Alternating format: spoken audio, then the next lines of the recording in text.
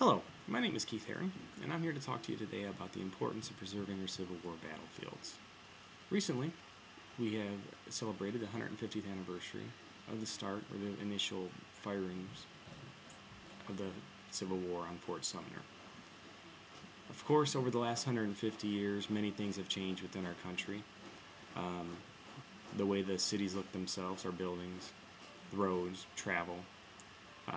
If you looked at our country 150 years ago, compared to today, I doubt anybody that was alive during that time would even know what was going on, to be honest with you. The other important part about preserving these battlefields and these hallowed grounds is really how can we know where we're going if we don't know where we come? Our history kind of defines us. Our history is about today, yesterday, and the future. If you look at the Civil War Trust website, they're estimating that 20% of the Civil War battlefields are preserved. That's a small percentage if you think about the number of battles and the large amount of ground that war was fought on. Congress also did a study showing that 20% of the land has already been destroyed. It's gone, never to be had again. Those lands that were destroyed, roads were built on, housing developments were built on, and other type of development that really wasn't fitting of a hallowed ground that they are was done. It seems at times the lands were thought of just as land. The history of what happened in these areas were not taken into account. And the Civil War Trust also estimates that every hour that goes by we're losing another acre of Civil War battlefields and another acre of our history that will never be able to be preserved, will never be able to be shared with future generations, and the importance of what happened on these fields and what these brave men did for their country.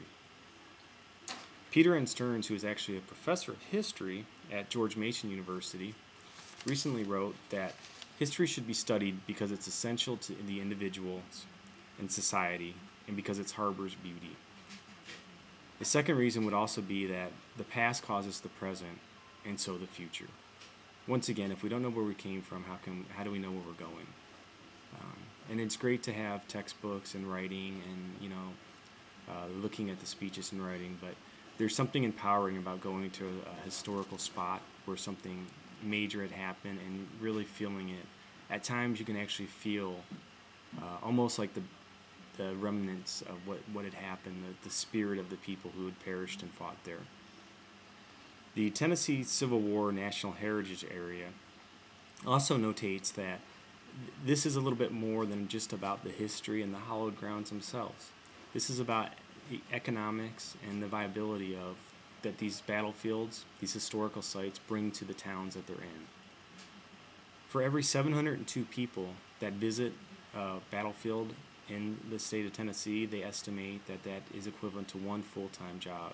And with the economy the way it is, we really need to protect as many jobs as we can. The other point they like to bring up is that the average family of four, when they go to visit a battlefield, will spend about $1,000 while they're at the park.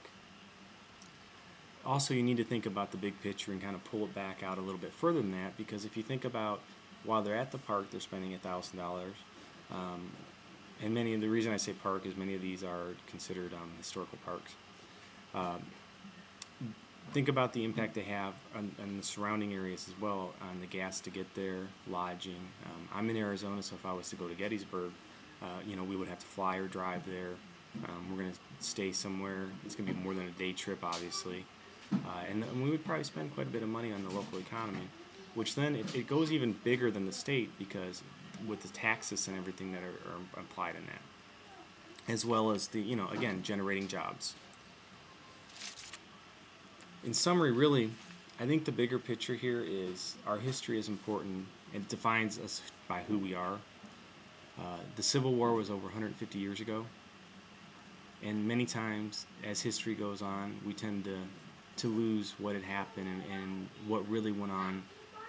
Sometimes these things get glamorized, but if we lose the sites, the hallowed grounds where these battles were done, they're gone forever, and that's history we can never get back. From there, we are left to go off of, photographs, writings, but what is the impact when you can't really go to that spot? We really owe it to the over 620 600,000 people who died during this conflict between the states. Not to mention the countless others who fought bravely beside them. The leaders, the great leaders and the leadership lessons we learned from this era, they really forged the history of our country, the rebirth of our country on these hallowed grounds, and we need to protect them. These fields should not become a parking lot, a Starbucks, Best Buy, Walmart, strip mall. Let's build a building because I can make some money off it. These fields should be the places where we take our children, where classes go on field trips, and they really live the history of the moment. Can you imagine taking a field trip to Gettysburg to see where Abraham Lincoln read the Gettysburg Address? And you pull up on the nice newly paved road into the strip mall that is there, and all we have is a little plaque outside the Starbucks that says, "This is the location where Abraham Lincoln gave his Gettysburg Address." Think about the history that is lost there and the impact on the future generations that we have lost. In summary, really, this is our ancestors who fought these battles. They gave a lot on these fields, and even those who survived lived through some horrific scenes and things that I'm sure haunted them for the rest of their lives. We owe it to them, we owe it to our country, and we owe it to our future generations to preserve these battlefields and to preserve our history, and ultimately to make sure that this is a history that we never repeat again. I appreciate your time today.